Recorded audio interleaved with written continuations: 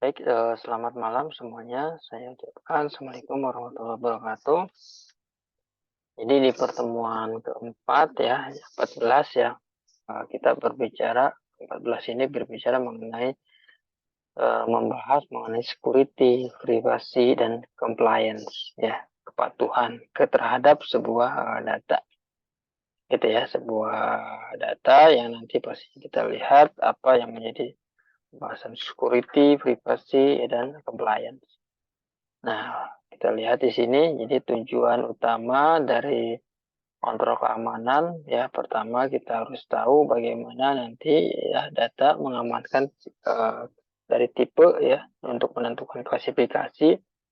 Klasifikasi data memiliki beberapa dimensi untuk kontrol privasi dan keamanan. Pertimbangan untuk mengklasifikasi data menjadi kritis, ya prioritas tinggi, prioritas sedang, nanti kita bahas. Prioritas rendah ya, data penting dan prioritas tinggi. Maksud di sini adalah item ya dari item data yang secara material signifikan untuk pengambilan keputusan. Klasifikasi lainnya ya adalah untuk menentukan kumpulan data ya sensitif, tidak sensitif, ya tidak sensitif, bagaimana nanti data sensitif itu klasifikasi yang mencakup personal identifiable ya information atau VII, patient health information, dan juga credit card information subject PCI security tidak standar. Jadi pastinya sebagai nanti kita istilahnya data mempunyai klasifikasi ya seperti itu. Nah, kalau kita lihat di sini penerapan model manajemen data ya bertingkat ya dari mulai tadi ada critical data, high priority, medium ya seperti itu, low priority.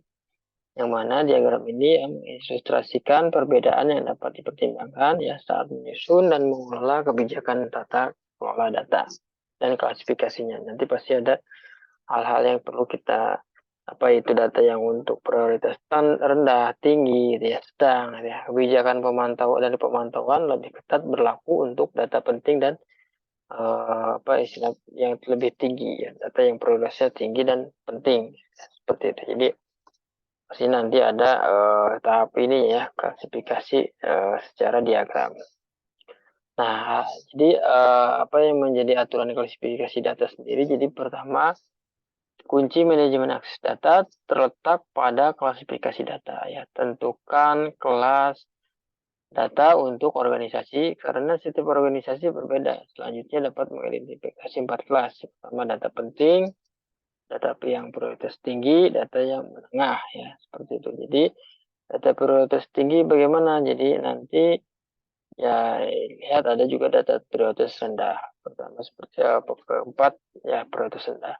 Nah, di sini kita jelaskan satu-satu. Jadi data penting itu maksudnya apa? Data yang memiliki persyaratan peraturan pelaporan ya dan kepatuhan tertinggi yang ditentukan FDA atau XFV seperti itu.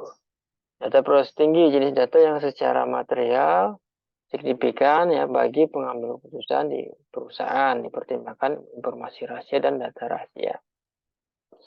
Data prioritas tinggi, prioritas menengah ya data yang biasanya dihasilkan atau digunakan sebagai hasil operasi sehari-hari dan tidak diklasifikasikan sebagai rahasia atau klasifikasikan. Data prioritas rendah ya data yang biasanya tidak material dan tidak memiliki persyaratan penyimpanan. Seperti itu. Nah, kebijakan keamanan bidang data pertama ya big data namanya kebijakan big data pertama dikelola cloud memiliki tantangan baru yakni mengamankan cloud, arsitektur cloud mengamankan aplikasi Hadoop, open source mengamankan cloud dimungkinkan untuk menerapkan sertifikasi high trust ya cloud security, Lean Star untuk mengamankan aplikasi Hadoop, Cloudera, Hortonworks, Previous, seperti itu. Dan open source solusinya adalah menerapkan 4 pilar lingkungan hidup. Pertama, perimeter, amankan hidup dan di perbatasan, seperti membangun alat deteksi instruksi, akses, batasi akses data berdasarkan peran dan keanggotaan. Visibilitas, ya, pertahankan visibilitas data melalui manajemen data, perlindungan, terapkan enkripsi, tokenisasi, dan penyamaran data, seperti itu. Nah, untuk mengilustrasikan 4 pilar keamanan hidup secara rinci, perhatikan gambar contoh ya tadi ya, perimeter, akses, ya visibility, ya data gitu ya, seperti itu. Nah, itu terus ada lagi nanti kita lihat keamanan bidang data ya, big data kontrol akses ya, mekanisme kontrol akses untuk cloud paling baik ya disajikan dengan integrasi kompatibel dengan prosedur dan kebijakan keamanan yang ada ya. Akses pengguna ke data cloud tidak perlu berbeda dengan akses ke sumber data konvensional. Akses pengguna sebagai rangkaian kebijakan dan prosedur untuk mengaktifkan kontrol akses yang tepat. Ya, tentu keanggotaan penggunaan ya dalam grup tertentu. Selanjutnya peran pengguna ditentukan keanggotaan grup dan peran bersama-sama memberikan kontrol granular atas hak akses ya, baca, tulis, hapus atau read only gitu ya, jalankan ke elemen data tertentu.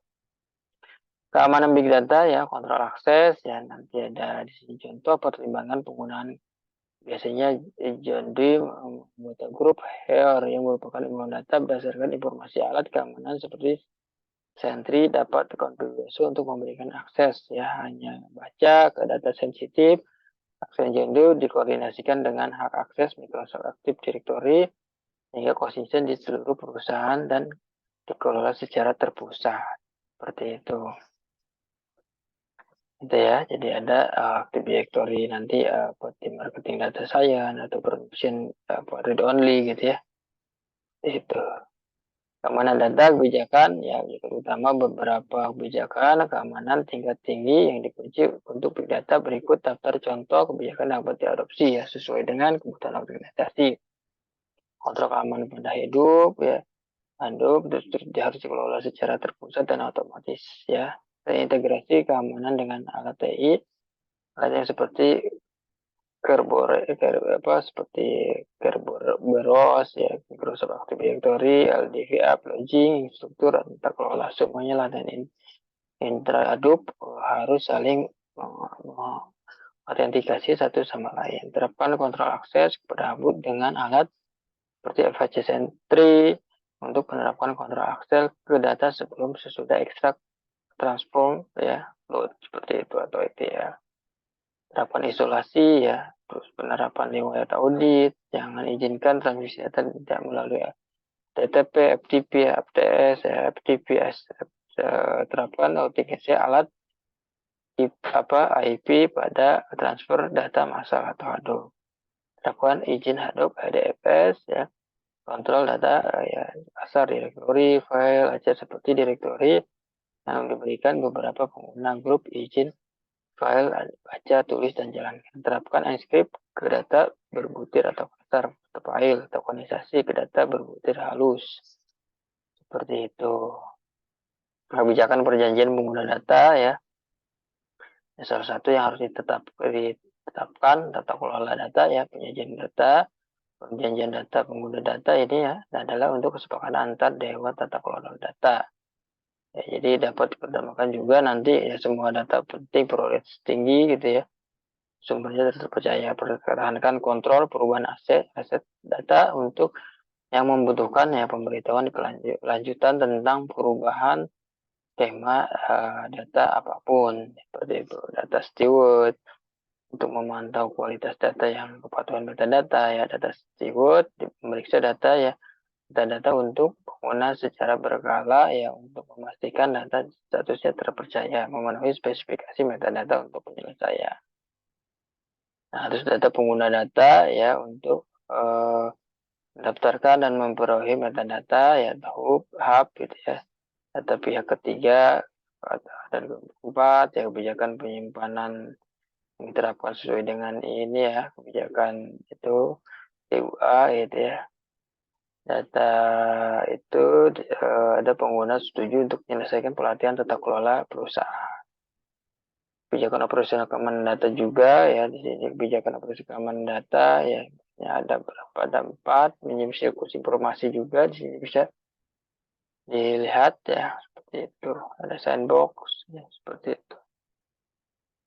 Nah, itu kebijakan kebijakan kulis data juga beberapa yang kebijakan kulis data seperti itu. Jadi kebijakan kulis data bisa sumber terpercaya, sumber yang tidak sepenuhnya, pengelolaan data itu ya, masalah kualitas, ya semuanya data pastinya punya privacy, ya tadi itu security dan compliance, kepatuhan data, itu ya.